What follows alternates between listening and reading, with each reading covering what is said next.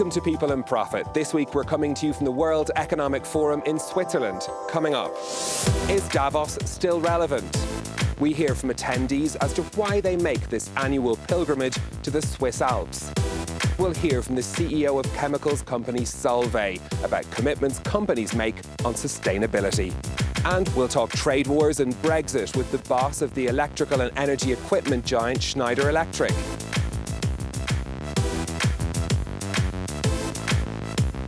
This is the 50th year of the World Economic Forum. Its official mission is to improve the state of the world through public-private partnership. But the event attracts criticism as an elitist festival for the super rich. Nonetheless, thousands of people still descend on this Swiss alpine village every year for the World Economic Forum. We've been asking some of those attending why they think it's still relevant. It's 50 years of Davos.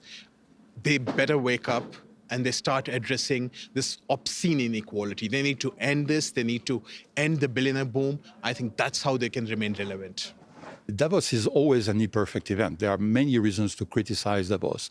Some say it is not dealing with the real problems of the real people. Some others says it's on the contrary, becoming demagogical and dealing with what is fashionable. I think both are unfair. But altogether, it is bringing something to the world economy. I think that Davos has become more and more a climate summit, and particularly this year, there are so many climate sessions. There's over 100 climate sessions here at this meeting. So I think that it can't be taken more seriously. I think this meeting is almost at least half about climate. I think it's wonderful that we're bringing together so many different people to talk about climate, from young people like me and other teenage change makers to the global shapers to big policymakers and even heads of state.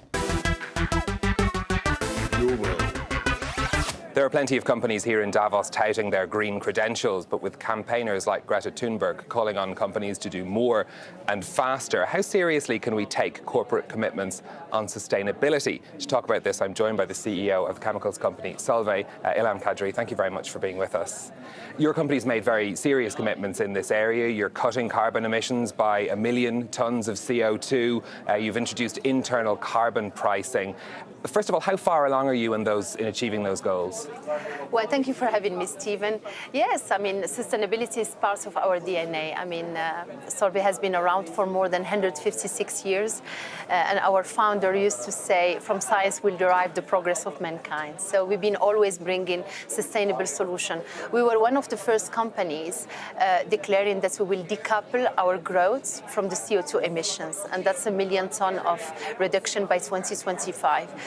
But we are now, preparing a new sustainability strategy for Solvay. We will be launching it in a few weeks' time, and you will see that we are going to come even more ambitious around the climate change, the CO2 emissions, the non-CO2 emissions, the resources, protection and conservation, be it water, energy, paper, and then the better life. How does it impact our employees and the communities we work in?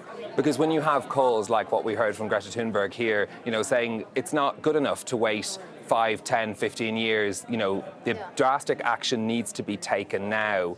Is that the direction your company's going in? Yeah, she's right. I mean, I'm a mom of a teenager as well, and we all have a Greta at home, and it's good. It's good that they challenge us. It's call for action. But I must say, if there is a CEO or an executive committee today or a board of directors not addressing the climate change, I know that that company will fail and may disappear.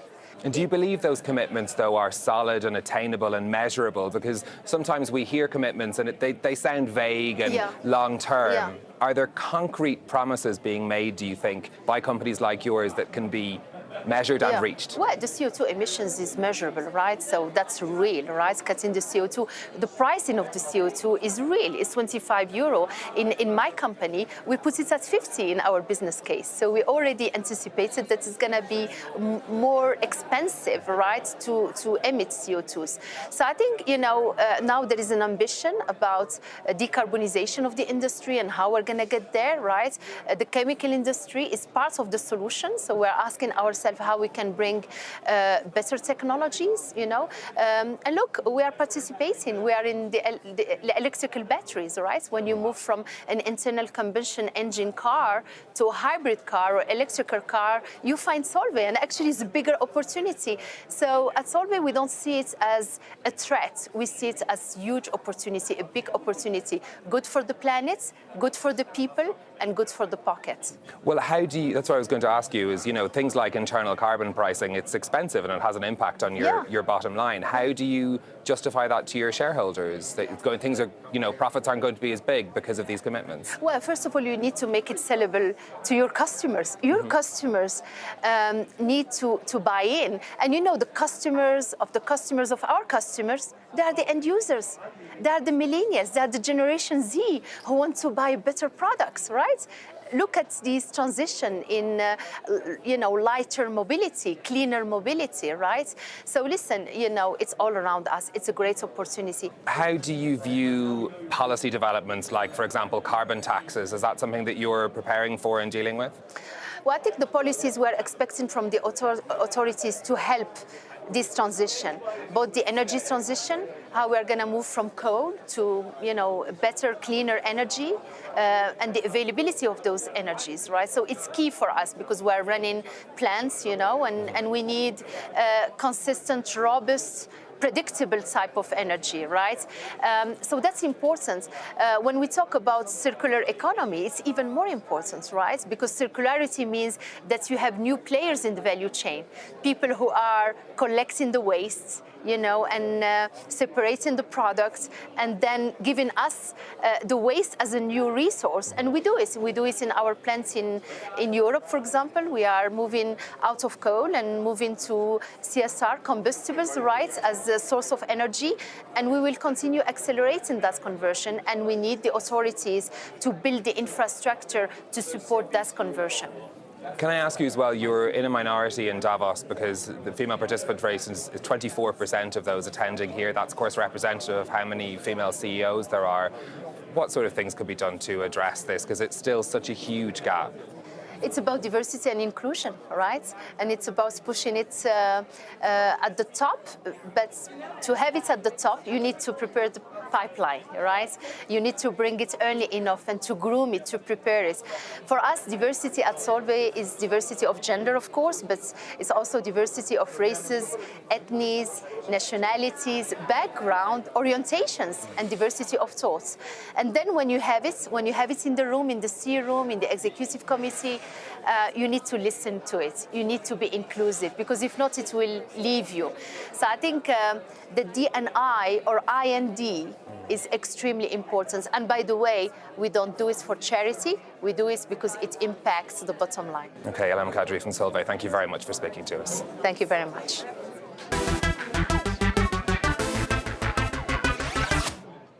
Now, politics and business share a stage in Davos this year. That's put the focus not only on climate, but also on issues like trade. And to talk about that, I'm joined by Jean-Pascal Tricoire, who's the CEO of Schneider Electric. Thank you very much for speaking to us. Now, you're based in Hong Kong. You run a global company.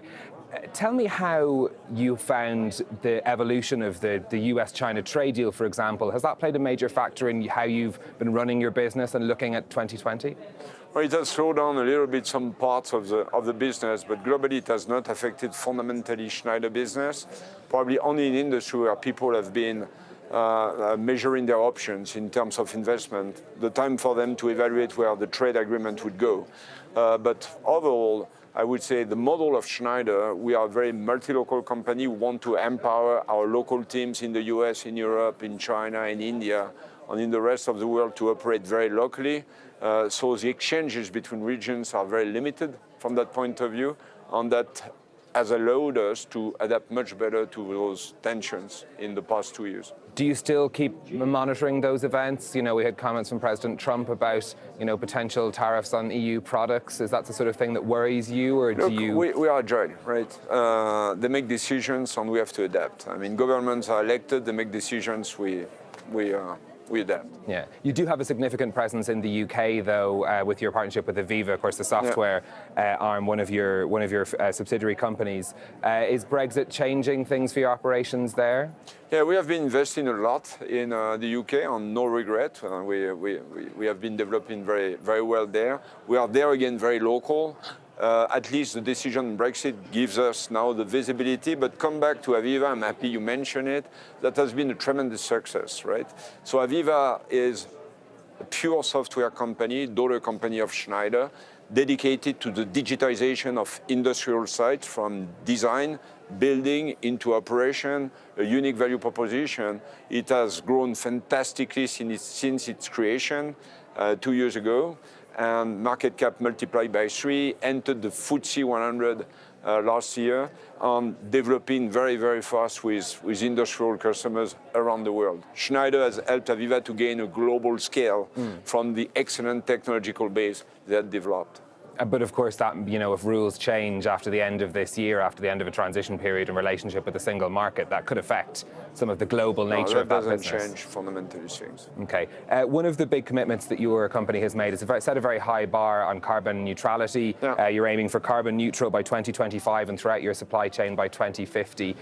You know, you were ahead of the curve on that one as a company. Are you surprised that more companies haven't made similar commitments? No, it's been a fundamental movement. You see, in the Climate Week in New York in September, you had 90 companies that went for the trajectory of 1.5 degrees with a global compact of the United Nations. Well, 6 months after, it's 200. Right, so that number is skyrocketing. And those companies are large; they belong to the top 500, and they take along all their suppliers, all their ecosystem. Will you be accelerating that timetable, 2050, for your whole supply chain? Could you do that faster? I think normally we beat the objective, so we want to, yeah. And should we expect further commitments in that vein from the company? Well, one step, we are pragmatic people, okay? So we've committed carbon neutral by 2025, net zero on our own operation by 2030, on net zero on the whole chain, including all of our suppliers by 2050, which you realize means a lot of partnership with all of our suppliers. Okay, Jean-Pascal Tricard from Schneider Electric, thank you very much for speaking to us. That's it from us at the World Economic Forum. Don't forget, you can get in touch with your thoughts on social media, but until next time, it's goodbye from Davos.